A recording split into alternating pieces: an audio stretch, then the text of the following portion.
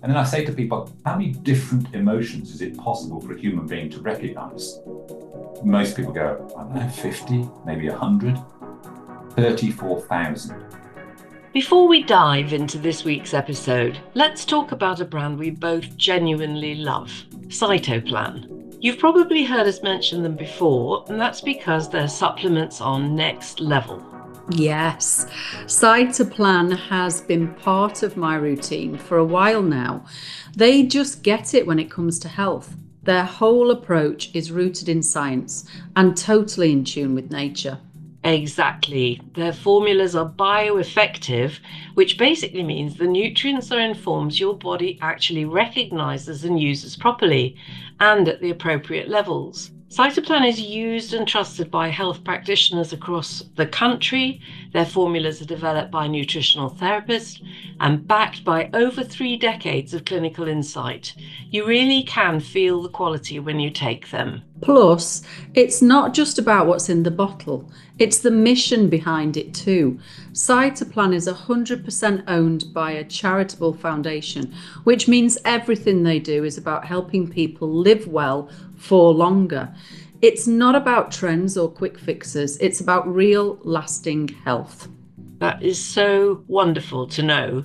And whether it's our energy, perimenopause, menopause itself, sleep, immunity, or just staying on top of your health, they've got you covered. You can also get a free health questionnaire and a consultation by ringing the helpline. So if you're ready to take ownership of your health, check out Cytoplan. Powered by nature, proven by science, and rooted in purpose. We'll pop the link and an exclusive 15% discount code in the show notes.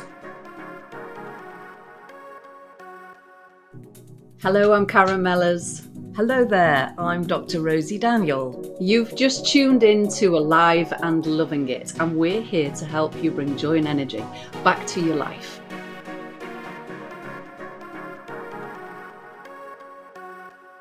Our guest this week is the extraordinary Dr. Alan Watkins.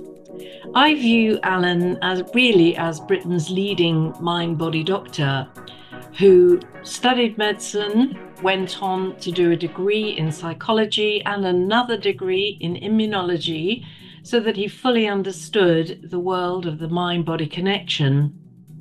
And then he took this forward, not to work one-to-one as I do with individuals, but into the corporate sector to work with leaders of some of the biggest multinational companies, because he wanted to effect as much relief of human suffering as possible. So he's worked through consultancies and through top-level executive coaching to help people understand the relationship between how they feel, how they think, how they behave, their performance, the decisions they make, and to take people into higher and higher levels of awareness and becoming fully conscious of their impact and their power and potential. So Alan has already written 13 books. His 14th book is in process, and one of his early books in 1997 was Mind Body Medicine, a clinician's guide to psychoneuroimmunology. And this was really where I learned a great deal of what I know about the mind-body connection, and where I was able to see, along with his webinars where he taught us about the use of the heart rate variability monitor and showing us actually there objectively on the screen the relationship between how we're feeling and also our breathing and the effect this is having on heart rate variability, which in turn is having a huge impact on our thinking and brain waves. So Alan opened a huge number of doors for me. I have immense respect for Alan. We are very, very lucky to have him with us. Just before we start, I need to tell you that Karen cannot be with us today. She's not very well. So today you have just myself and Dr. Alan. So with no further ado, here is the amazing Dr. Alan Watkins.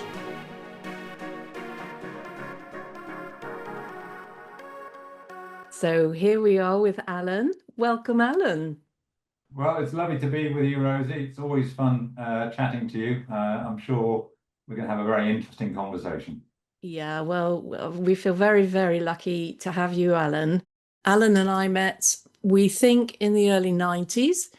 Alan was at that point already qualified in medicine, psychology, immunology, and was starting to teach other clinicians about the power of HRV monitoring. So could we just start there at the very beginning, Alan, to explain to our listeners what HRV monitoring is, what it shows, and how we can use that?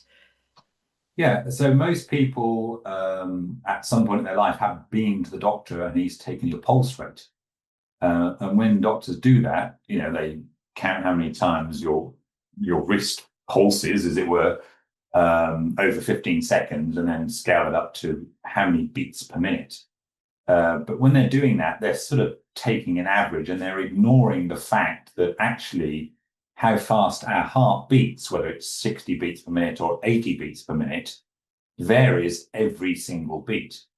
So when a doctor takes your pulse rate, he ignores all that information. What we now know is actually in that range of 60 to 80 beats per minute, it's changing every single second effectively. So historically, we've been a little bit obsessed with average heart rate. And athletes to this day are often obsessed with average heart rate, largely because it's a sort of very blunt measure of physical fitness. So if sat in a chair, your average heart rate is about 50 beats per minute, you're really fit as a butcher's dog. If you're sat in a chair and your average heart rate's 90, you're a couch potato. So it's a sort of very blunt assessment, average heart rate.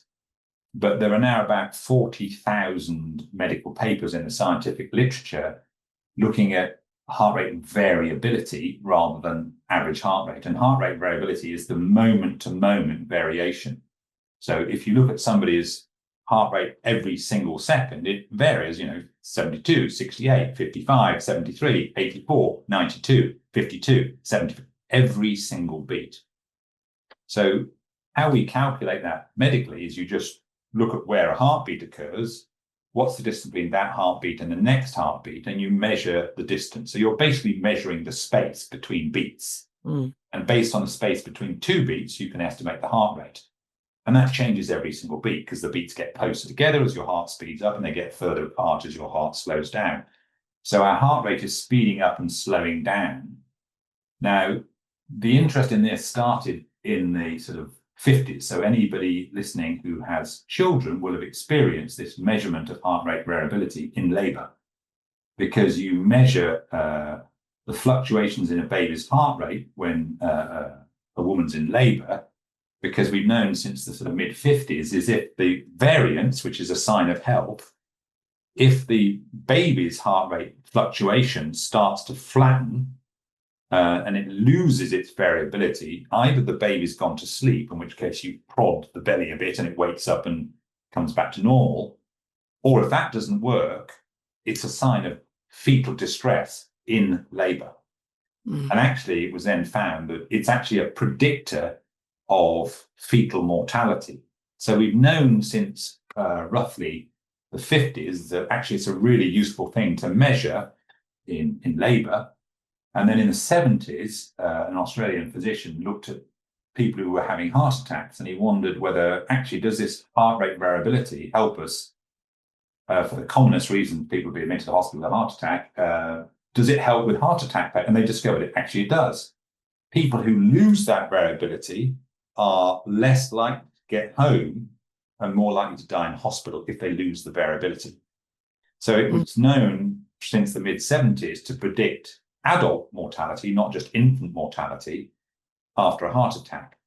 And then in the mid-90s, it was known to predict something called all-cause mortality, death from any cause, including accidents, which we can come to, which is sort of weird. Like, how does this cardiovascular measure predict the likelihood that somebody's going to die from an accident? But it does. So now there's been a huge amount of interest because it's a very powerful predictor of death and illness. So not only mortality, but morbidity. So you can use HRV to predict mortality and morbidity and the risk of both, and also the speed of recovery. So over the last few years, there's been an absolute boom in heart rate variability analysis. And a lot of equipment manufacturers, the Apple Watch, the Garmin watch, the Polar chest strap, there's been a lot of in the quantified self movement where we've become more interested in tracking our own biology. A lot of people have got on that bandwagon, and quite a lot of people now know there's this phenomenon called heart rate variability, and it's probably quite important. That's kind of where it started and why it matters. Very important. And I can remember you showing us our own heart rate variability with a clip on our ear, and we were looking on the screen, and you were stressing some of us by getting us to do sums, counting backwards from, or minusing 7 from 100, getting us really stressed.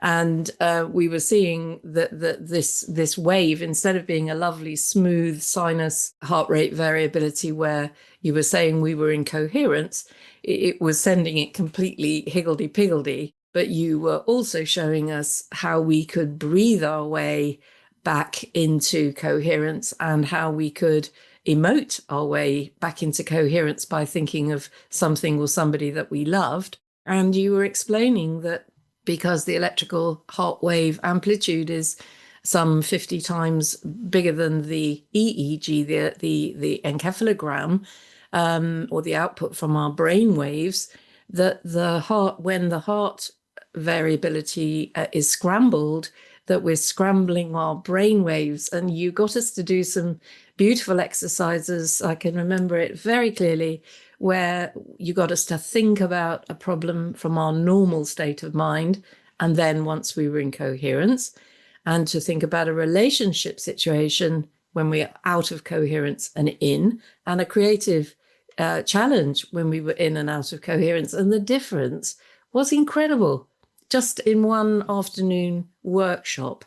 So, and this rang bells with me in Chinese medicine. There's talk of the heart governor meridian in acupuncture. So clearly those, way before we had monitors and understanding of physiology and neuroscience, were aware that actually the heart, what's going on with our hearts is actually affecting our physiology profoundly. So you've taken this, our paths went in opposite directions. You've taken this into high level work at the very top of executive coaching in the corporate sector. I've taken it into working mainly with people with cancer, but all kinds of other lifestyle and stress related illness. So let's talk first about how you use this with leaders. Yeah, so there are 3 reasons. First of all, we've talked about the first one, that it predicts death. So I often joke with these big multinational CEOs that actually, if I have a room full of CEOs, I can tell you who in this room is going to die first. And so that just sort of wakes them up a little bit and gets them to pay attention. And I suggest to them that actually knowing that is quite important for succession planning. So that always gets a little bit of a sort of black humor laugh. But even though it's true, I've never had a single organization in 25 years engage our services because we can tell them who around the boardroom is going to die before anybody else. And actually, there's things you can definitely do to mitigate that, else why would you measure?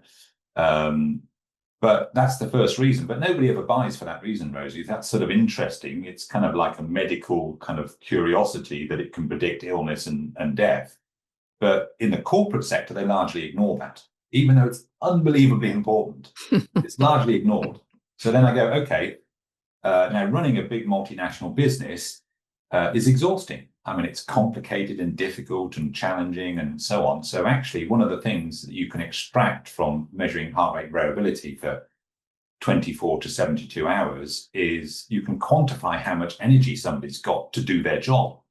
So that's another important reason why you should want to know. So some people fail as leaders for the simple reason that they're exhausted. And HRV is a fantastic way of quantifying that level of physiological exhaustion.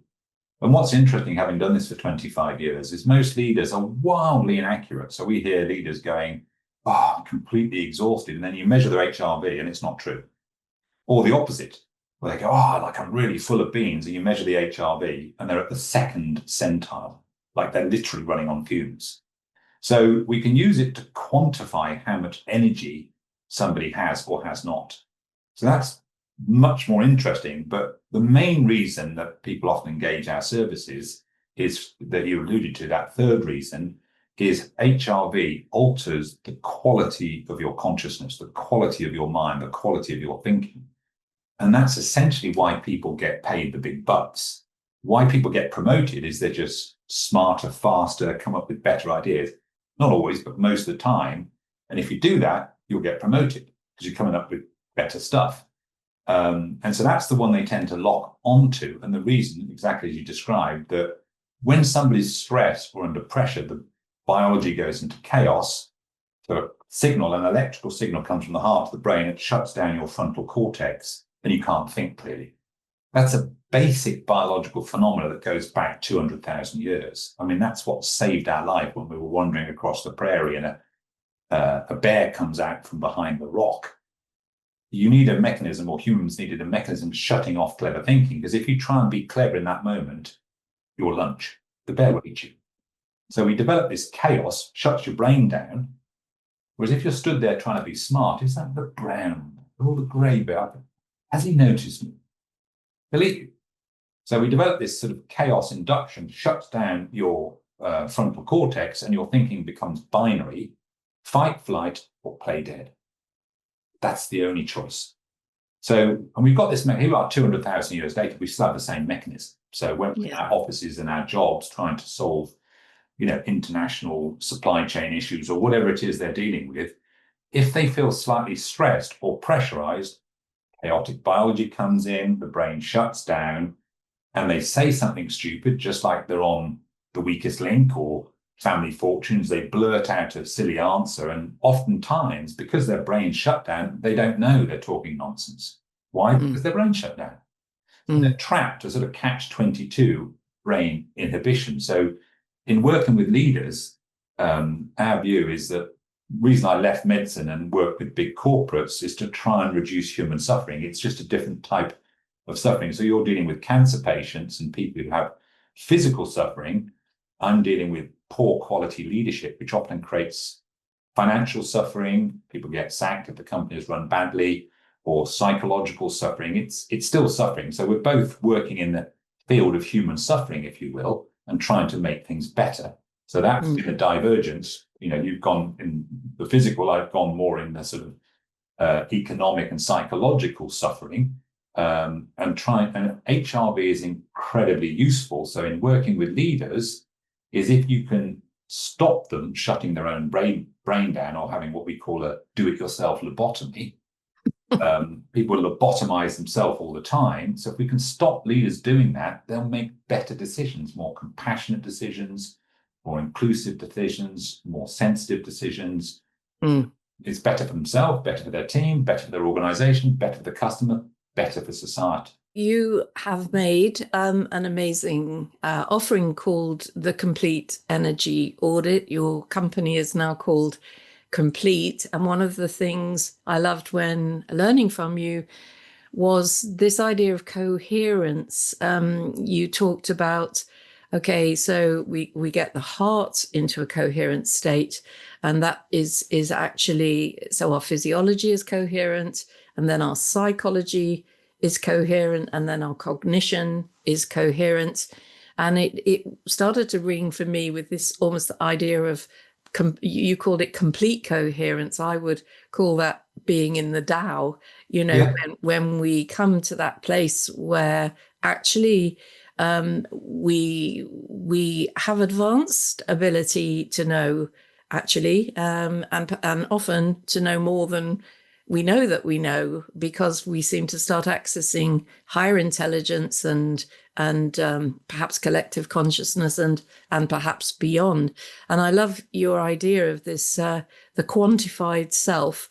That's quite a new term for me, you know, but this idea that we're getting clearer and clearer about how we run but tell us about so Complete has become the name of your company, and the Complete Energy Audit that you're offering to these very top people in business. What can that show you, Alan? It's amazing how much data you can extract. So I'll tell you a couple of funny stories about that. I went to see the chief exec of a huge retailer in the UK, and I got his data before meeting him. And I went into his office to meet him for the very first time, and he sort of gave me 10 minutes about what a genius he was, which was quite amusing. And in fairness, he was pretty good. Right? You know, he'd been on Radio 4, you know, and they tried to sort of in that journalistic way land a few punches, and he slipped all the punches. Very smooth operator, very skillful in his media communications. And he was doing okay, but 10 minutes of sort of mildly hubristic, self-referential stuff, you know, even, you know, sort of, and he did say this phrase to me, people consider me as God's gift to retail. So he kind of, and it's not uncommon when you get to the C-suite, there's quite a lot of self-confidence in these individuals.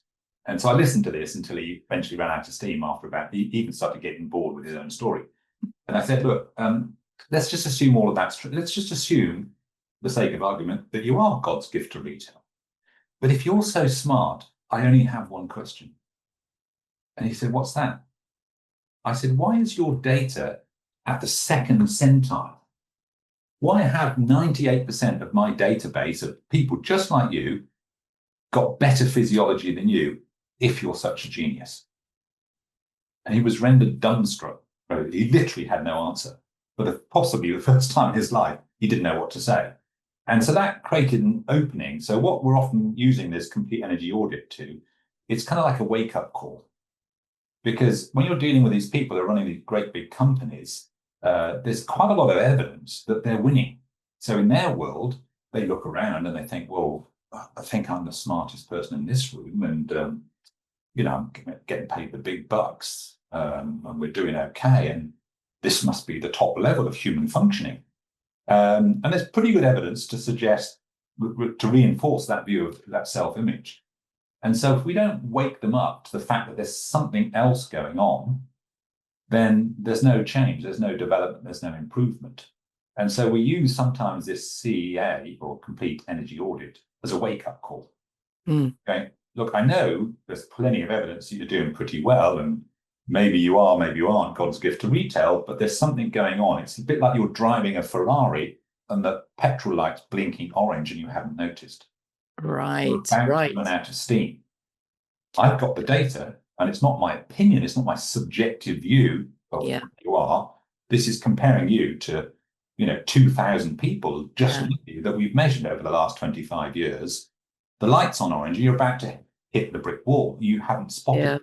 Well, I particularly found after I was using your software, and I particularly found it helpful with guys, because of course I've been talking about yoga breathing, relaxation, meditation, and all these things we can do to bring ourselves into our still point, or our, you know, into our relaxed state. But a lot of females, and I don't mean to be sexist here, but a lot of females kind of get this, but quite a few of the guys, well, maybe, you know, but actually being able to show them their heart rate variability on a monitor and how they can take control of that was a complete game changer. With your complete energy audit, you can see what's going on with the physiology. And from that, you're predicting energy levels. Well, we can certainly quantify energy levels, but let me give you a female story since you mentioned gender. Again, a brilliant CEO was running a big credit card company. And I got her biology again. And I went to give her the feedback on what we could tell.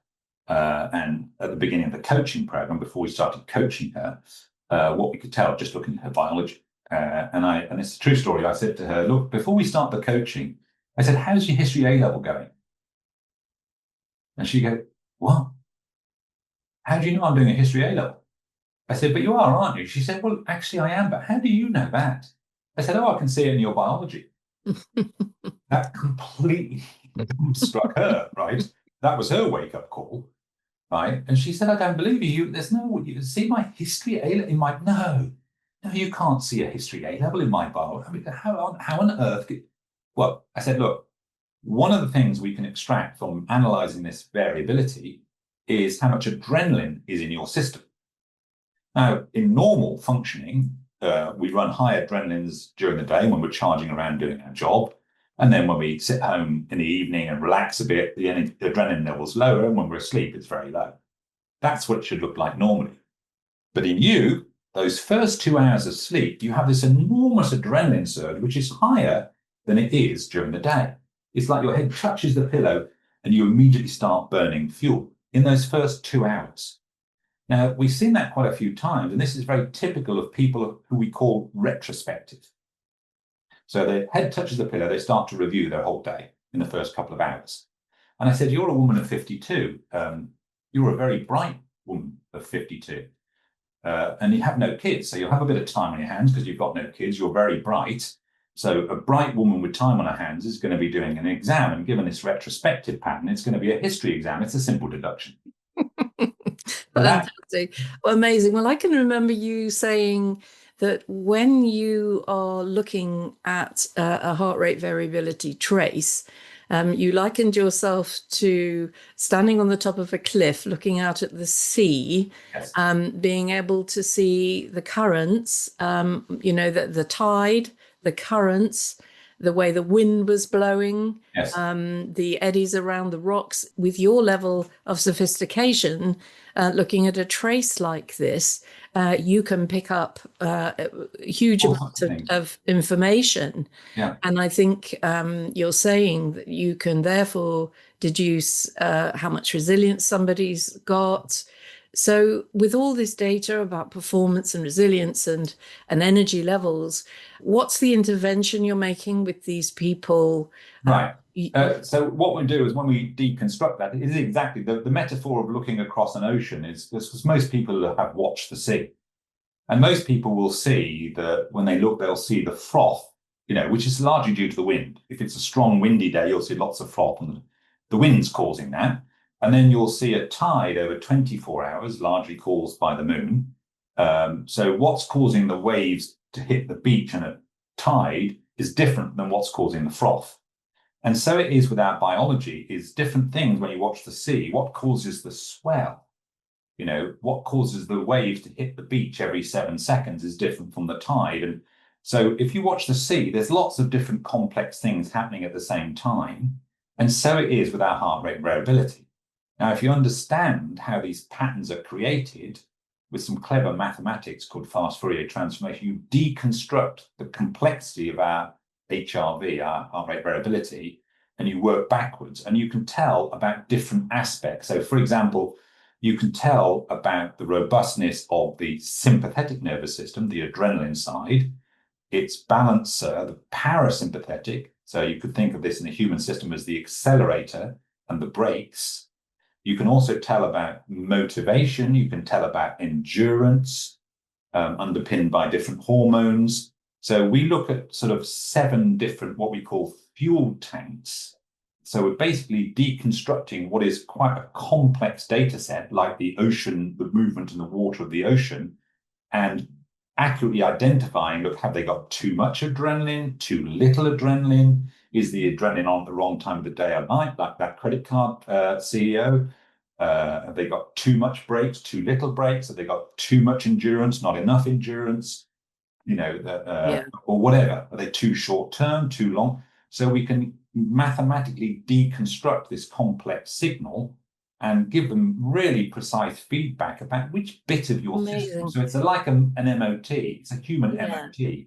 Well, it's amazing. It's amazing, Alan, and it's brilliant. As you know, I have immense respect for you and for your work, and I just wonder about where we are with this in terms of human health.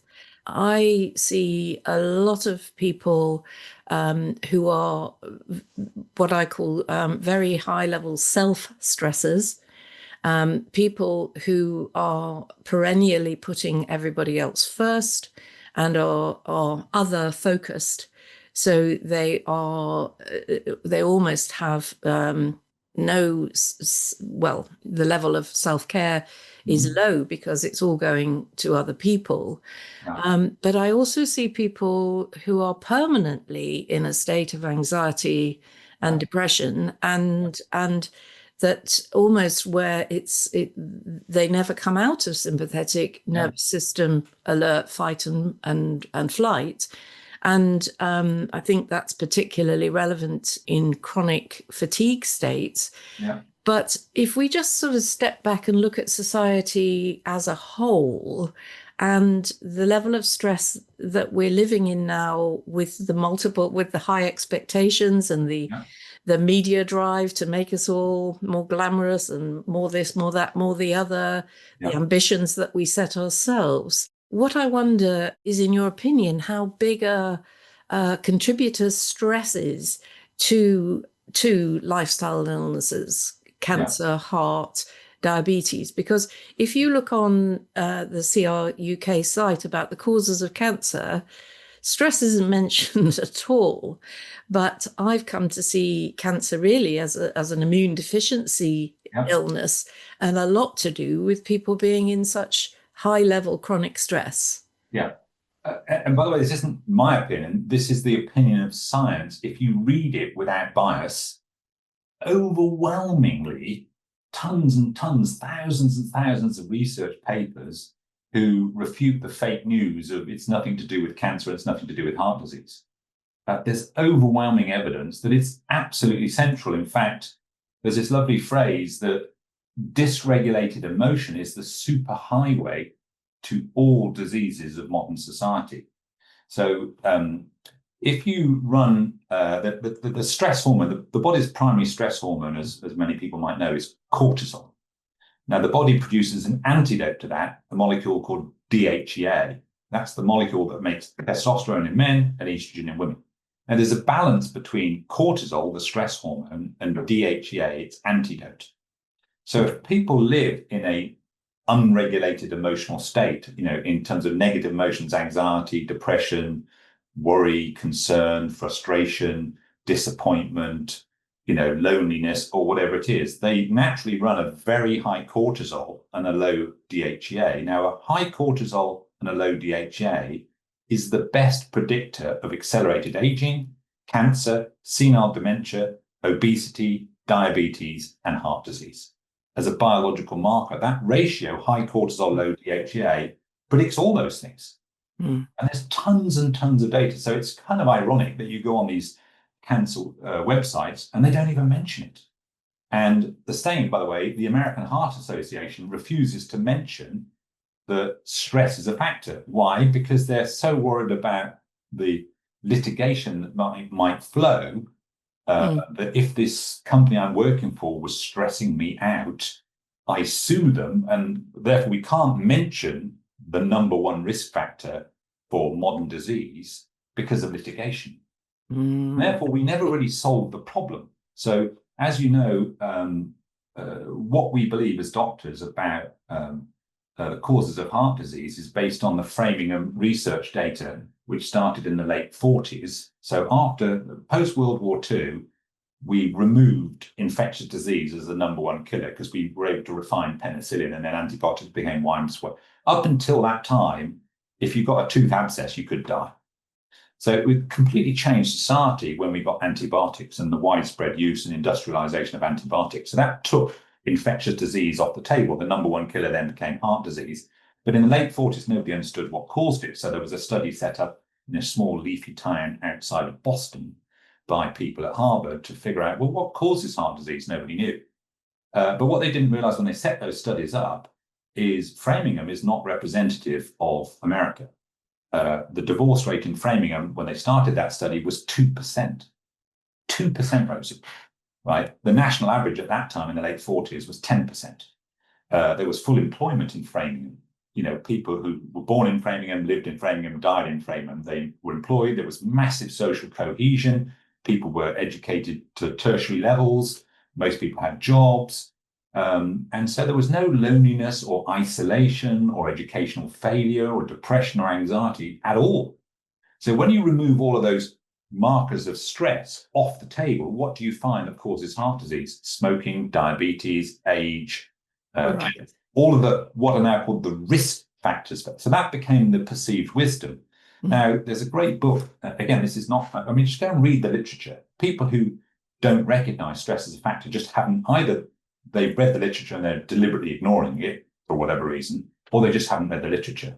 There's a great book by James Lynch called A Cry Unheard, The Medical Consequences of Loneliness. And he goes back and analyzes all of the Framingham data, reintroducing the factors that some of us now know are critical, like the stress markers, if you will. And you come to a very, very different conclusion. So one example of that is if you want to know the number one predictor of survival after a heart attack, and I often ask people, what do you think? If you've had a heart attack, what's going to predict whether you're alive or dead a year later? Best. People guess smoking. Well, smoking will swing the dial by about a factor of 2. So a non-smoker is only half as likely as a smoker to be dead a year later. Depression, 4 times. So actually, if you're depressed when you have your heart attack, you're 4 times more likely to be dead a year later than a non-depressed person. So emotion and dysregulated emotion is absolutely key. So when we talk about what can we do about all of this, if you accept that the primary problem here is a high cortisol, low DHEA, underpinned by unregulated emotion, then we can get onto the right path of how do we stop this happening? It's extraordinary to me. If you look at the billions and billions of pounds that are spent on cancer research or, heart disease, and still here we are, nearly 70 years later, when we knew that heart disease is now the biggest killer in industrialized countries, and 70 years later, it's still the biggest killer. We haven't really fixed the problem. Why not? Because we're barking up the wrong tree, in my view. Well, there's a GP in Frome, a marvelous lady, Helen, who did a study looking at the impacts of loneliness. They set up a charity called Active and Involved. They allocated 3 hours of volunteer support to everybody over 50 living alone. And in the first year, they dropped hospital admissions by 32% in that group where they were addressing loneliness.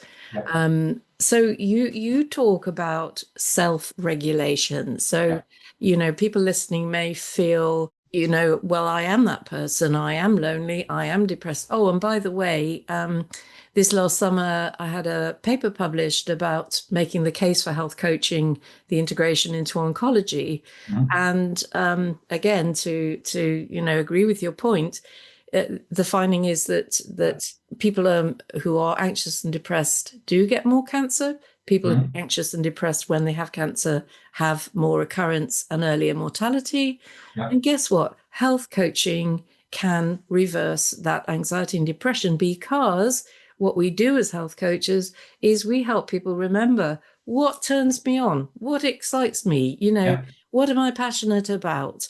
What do I wake up in the morning and think, wow, today's the day I'm going to record a song or whatever it might be. And also we help people create new priorities for life based on their authentic self and their joy. So that's the way we address it in the holistic approach. But you are a man who looks at the world's wicked problems and writes books about how we solve the world's wicked problems. If we are looking at everybody way beyond pandemic, we got really, really upset about COVID, but the number of cancer diagnoses per annum is just, and cancer mortality is way higher. So if you look at a world with people in this kind of level of stress and loneliness, and also those habits and mores being adopted by developing countries, where how we are and how we work and live is seen as being good, How are we going to solve this, Dr. Watkins? Well, great question. So something simple we can do today, right? So we talk about the three biggies. I love that because you know me, I'm a little bit of a wordsmith. So it's a kind of linguistic joke because in the English language, a biggie is something that's important and significant. But I mean it literally as a big letter E, right? Three big E's. So we've got exercise, which we might do if we're lucky, get to the gym 3 times a week. That's the E for exercise. We've got eating, which if we're lucky, we might do 3 times a day. Or we've got emotions, which happen every single second of every single day. So in that context, when I say to people, look, which do you think is most important? The one that happens 3 times a week, the one that happens 3 times a day, or the one that happens every single second of every single day? Love it. Now, when you go to your doctors, he'll tell you about the first two, completely ignore the third one. But the third one is where the big game is. And by the way, depending on your emotional state, that often drives whether you eat properly or even can be motivated to go to the gym. So the benefit of those two things, and if you look at physical exertion, by the way, the primary benefit, as we would say, is not from the fact that you went to the gym. So you get this sort of runner's high, you know, for an hour. People talk about the endorphin. It's not, by the way, it's not endorphins. It's cannabinoids that we generate. So because endorphins don't cross the blood-brain barrier. So it's not endorphins that are creating the high. It's a sort of cannabis equivalent that the body creates that creates the high. Lasts about an hour. Feel great for an hour. But the real physiological benefit of going to the gym is not that high. It's the feeling of virtuosity, which could last a week. Like, hey, Rosy, I went to the gym last week. Oh, I'm feeling great about myself, right? So that's the real physiological benefit. It's the emotional consequence. The same when we're eating. A big part of the benefit, so I'm not saying exercise and eating are irrelevant, they're hugely important, but a big part of the benefit of what we eat is how we feel about what we eat.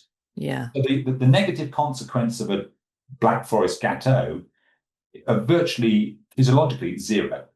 But the feeling of guilt, that can also last a week. So, and the same with the salad. Oh, the feeling of virtuosity. Oh, Rosy, I had a salad last week. I'm still feeling virtuous this week. So the physiological benefits is all around the emotion, which is why teaching people, and it should start in school. So when I published a book at the beginning of this year about how to called Reinventing Education, it was called, how to fix the broken educational system. One of the things we advocated for was teaching emotional regulation like you would teach geography, you know, as a subject to the children. And by the way, the teachers need it too, because it's incredibly stressful being a teacher these days. And so we've got to put that on the curriculum. Tell us then, you know, in terms of learning emotional self-regulation, what's your curriculum, Alan? You know, what can we all do practically to start getting a handle on what's going on with us emotionally and to bring ourselves into coherence? Right. So you can do a little experiment. Like if anybody listening to this, just go write down what emotions you've noticed in the last week. And I've often done this little experiment in a room full of people. Go, okay, write down the emotions you've noticed, and they pick up their pen and they go, right, okay, I felt frustrated, I was annoyed, I was disappointed, I was anxious, I was worried. Oh, shoot, they're all negative. What have you got? Oh, disappointed, no, I've got that. Oh, anxious, no, I've got that. And so, number one, we're negatively biased. And even if you give people 10 minutes, one individual will recognize about a dozen emotions. And then I say to people, how many do you think there really are? How many different emotions is it possible for a human being to recognize? Most people go, I don't know, 50, maybe 100, 34,000. Wow. Right. So as human beings, we're basically illiterate. That's why we need to teach this starting in schools, but you can teach it at any age, to be honest. But we're illiterate. So when you bump into people in the street and say, oh, you know, hello, Alice, you know, how are you? Fine. Classic English response. You know, go to America. Awesome. I'm awesome. Right. But in English, we're fine. So they don't really know that's the truth. Because if you say, look, you say, Rosy, that you're fine, but maybe what you're actually feeling is not bad. Maybe what you're actually feeling is okay. Maybe what you're actually feeling is so-so. Do you even know the difference between okay, fine, not bad, and so-so? To which most people will reply, what? They've got no discriminant power. And this is part of the problem. So one of the things you can do is just make a list of the emotions you've noticed, evaluate how many are negative, how many are positive. And then if there's only a dozen or even 20, that's in the context of 34,000. So one of the things we put on our app is, well, here's over 2,000 emotions to choose from. So start to increase your literacy. Can you tell the difference between one emotion and another? Most people can't. Why? Because they've never studied it. Emotions are things that happen to us, right? Are often induced, we mistakenly believe, by others, which is a whole another mistake, but they're happening to us. And we haven't got control. Why not? Because we've not studied emotions. We don't know really most people don't know what they are. And we certainly don't have a grip of them. So anger has got us. We haven't got it. It's got us. Same with depression, anxiety. It's got us. Stress got us. Right? So how do you reverse the tables? So there's things that you can do that I've written in my books. So how do you take back control, what we call emotional sovereignty? How do you become a sovereign being where you are in charge? Now, it starts with simple rhythmic breathing. So there are, 12 levels of capability here. But one place to start is, rather than breathe erratically, and certainly don't do deep breathing, that doesn't help, but rhythmic breathing, which means a fixed ratio of the in-breath to the out-breath. Just start to breathe rhythmically. That starts to stabilize your biology and give you a stable platform on which to build. So you can watch any of my TED Talks. My first 2 TED Talks was showing somebody, I pulled out the audience watching their brain shut down. The second one was showing them how to breathe rhythmically and generate coherent physiology. So that stabilizes, and then the main game, which is moving up to control, not just your HRV, but your entire emotional state, by essentially learning to change how you feel on demand. So move from frustration to patience, for example. So when you meet somebody who's frustrated and say, okay, Rosy, you're frustrated. I want you now to move to a state of joy. From the planet of frustration, move to joy. Most people can't do it. Why not? Nobody's trained them how to do it. How do I do that? How do I go from frustrated to joy? How do I do that? They have no idea. So you can teach people how to shift from one planet in what we call the universe of emotions to another. Now, imagine, you practice that skill. It's literally called the shift skill, shifting from one planet, from frustration to patience. Then, once you get to that planet, how do you stay there? There's a second skill called mastery, which is you become a master of that emotion, whether it's confidence or joy or exuberance or tranquility or whatever. And we figured this out, we did some research some time ago with the Dalai Lama's team. So if you want to know who the best self-regulators are in the world, it's the Tibetans. They're the world champions. The neuroscience community meets with the Tibetans every 3 years to figure out, they're measuring the brain, but the Tibetans are world champions at the experience.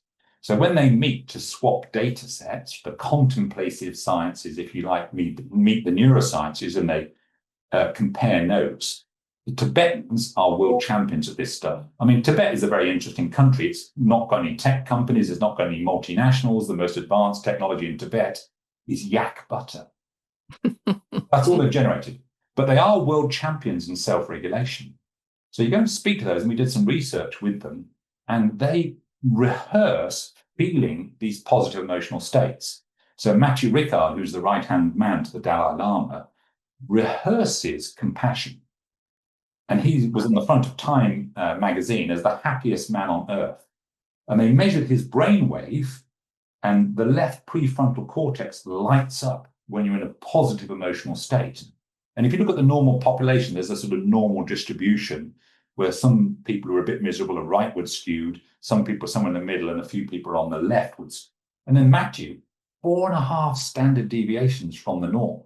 Wow. Right? And as you know, 2 standard deviations, that's 95% of the population. 2.5 standard deviations, 99%. 4.5 standard deviations, the guy's abnormal. He's abnormally happy. Why? Because he's practiced. Yeah. He's taken what is a subjective experience, he's objectified it, studied it, understood what is that happiness, and then he's reinstalled it. So if we just follow that as a piece of guidance, that's what any of us can do. What we should be practicing is negatives. We should be. And most of us have that feeling that we are our emotions, and that's the reality. And of course, what all of these people of advanced spiritual practice show us, that this is the contents of consciousness, not consciousness itself. And when I teach meditation, I talk about the contents of consciousness as the cloud layer, which if we stop putting our attention there, these clouds gradually break up and we see the blue sky, and even sometimes the sun comes out and we experience that joy or that kingdom of heaven within. So reluctantly, Alan, I think we need to draw our conversation to a close. I know if Karen was here with us, I'm so sorry she couldn't be here with us today. She was suddenly not so well herself, and is listening to her body and taking some time to rest. But this is absolutely inspiring. You know, it's always such a joy to talk to you and to feel your incredible passion and intelligence, and how you're now affecting the life of millions. I feel by comparison, we have so far to go in health, but we are, through this podcast and other mediums, just trying to get this message across that, you know, that first we attend to our emotional state, our stress, and that we make different choices, and we support each other to come out of that chronic fear state. So bless your beautiful heart. A million thanks, Alan. And hopefully one day you'll come back and talk with us again. I'd be more than happy to talk at any point. If I can leave you with one point of optimism, all of this is fixable, right? We are way more powerful than we realize. We can change our lives. And the key thing is getting profound ownership of our own emotion. If we start doing that, our life changes, our biology changes, our health changes. So I thought many times 1,000 lessons you can teach people, but if I was only allowed to teach them one thing, it would be this story about self-regulation. Because if we have that, if we develop our emotional sovereignty, our life changes forever. Yeah. And I would say, you know, that this isn't us pretending we're not feeling things when we are feeling them, but it's about generating different emotions. We use the Tibetan 5 blessings exercise, just a simple thing people can do at the end of every day. And ideal if you share it with a child or a partner. What have been my 5 blessings of today? And you start to generate the good feeling. And that's been shown to be as powerful as Prozac in the treatment of depression.